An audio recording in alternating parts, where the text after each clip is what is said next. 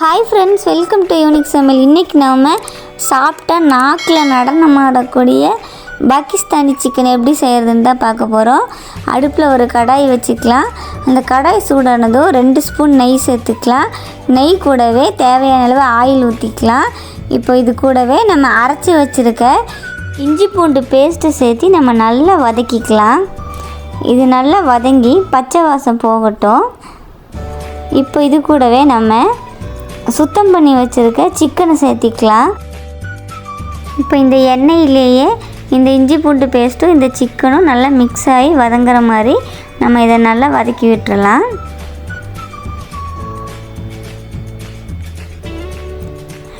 இதில் நம்ம அதிகமாக தண்ணி சேர்க்க போகிறது கிடையாது. இந்த மசாலாலையும் இந்த எண்ணெயிலையுமே தான் இது ஃபுல்லாக கிரேவியாக வரப்போகுது. இப்போ இந்த சிக்கன் வேகிறதுக்கு 1 ஸ்பூன் அளவுக்கு உப்பு சேர்த்துக்கலாம். இப்போ இதை நம்ம நல்லா மூடி போட்டு வச்சிடலாம். இது கொஞ்சம் நேரம் வேகட்டும்.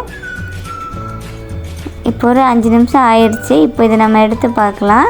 இதை நம்ம நல்லா மிக்ஸ் பண்ணி விட்டுக்கலாம். அந்த சிக்கன் வேகும் போதே அந்த சிக்கனில் இருக்கிற தண்ணியே கொஞ்சம் விட்டுருக்கு பாருங்கள். இப்போது நம்ம கட் பண்ணி வச்சுருக்க பெரிய வெங்காயத்தை இது கூட சேர்த்துக்கலாம். இதுக்கு கொஞ்சம் வெங்காயம் அதிகமாக சேர்த்துக்கிட்டா டேஸ்ட் ரொம்ப நல்லா இருக்கும். இப்போ நம்ம வெங்காயம் சேர்த்து நல்லா மிக்ஸ் பண்ணிக்கலாம்.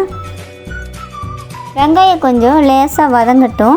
இது வதங்கினதும் நம்ம ஒரு தட்டு போட்டு இதை ஒரு 5 நிமிஷம் மூடி வச்சிடலாம். இப்போ 5 நிமிஷம் கழித்து எடுத்து பார்க்கலாம். லேசாக தண்ணி விட்டுருக்கு பாருங்கள். இப்போ இதை நம்ம நல்லா மிக்ஸ் பண்ணிக்கலாம். அடுத்ததாக நம்ம பொடியை கட் பண்ணி வச்சுருந்த தக்காளியை இது கூட சேர்த்துக்கலாம்.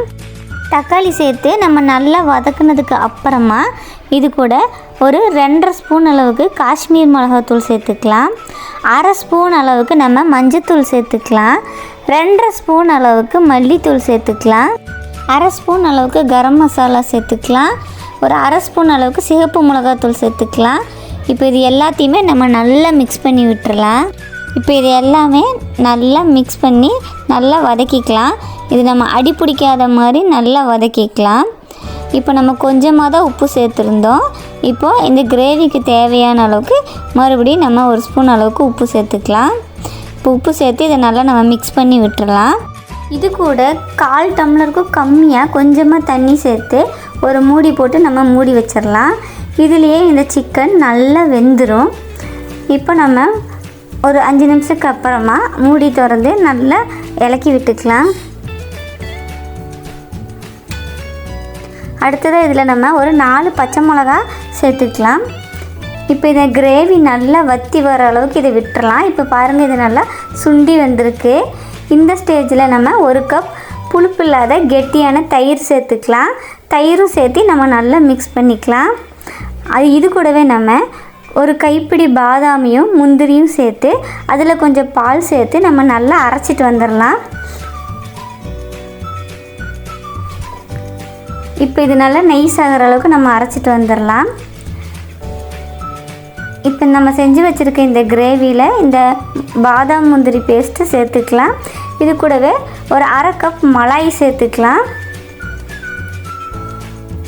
இது எல்லாமே இதோட டேஸ்ட்டை ரொம்ப ரிச்சாகவும் ரொம்ப க்ரீமியாகவும் கொடுக்கும். டேஸ்ட்டு சும்மா சூப்பராக இருக்கும். இப்போ இது எல்லாத்தையும் நம்ம நல்லா மிக்ஸ் பண்ணிக்கலாம். இது நல்லா சுண்டி வற்றி வரட்டும். இப்போ இது நல்லா சுண்டி வற்றி வந்துருச்சு. இந்த ஸ்டேஜில் நம்ம கஸ்தூரி மேத்தியை எடுத்து நல்லா கையில் கசக்கி இந்த மாதிரி தூவி விட்டுக்கலாம். இதுக்கு கொஞ்சம் ஜாஸ்தியாகவே நம்ம கஸ்தூரி மேத்தி சேர்த்துக்கலாம். சேர்த்தும் போது வாசனை ரொம்ப சூப்பராக இருக்கும். டேஸ்ட்டும் அட்டகாசமாக இருக்கும். இது நம்ம நல்லா வற்றுனதுக்கப்புறம் இந்த மாதிரி இருக்கும் கிரேவி. இது நீங்கள் சப்பாத்தி, ருமாலி ரொட்டி, நான், புராட்டா மாதிரி எது கூட வேணாலும் சைட் டிஷ்ஷாக வச்சு சாப்பிட்லாம். ரொம்ப ரொம்ப டேஸ்ட்டு சூப்பராக இருக்கும். இந்த வீடியோ பிடிச்சிருந்தா மறக்காமல் லைக் பண்ணி ஷேர் பண்ணுங்கள். நீங்கள் இன்னும் யூனிக் சமையல் சேனல் சப்ஸ்கிரைப் பண்ணாமல் இருந்தீங்கன்னா கண்டிப்பாக சப்ஸ்கிரைப் பண்ணிடுங்க. தேங்க்ஸ் ஃபார் வாட்சிங்.